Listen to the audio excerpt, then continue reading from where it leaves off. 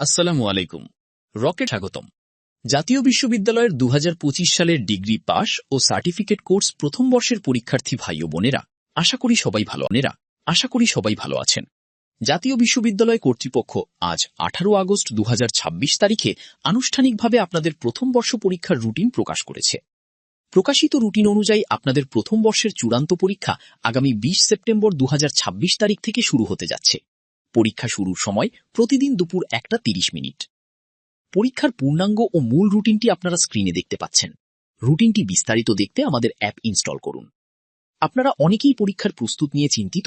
অল্প সময়ে কিভাবে সেরা প্রস্তুতি নেবেন তা ভাবছেন? আর কোনো দুশ্চিন্তা নয়।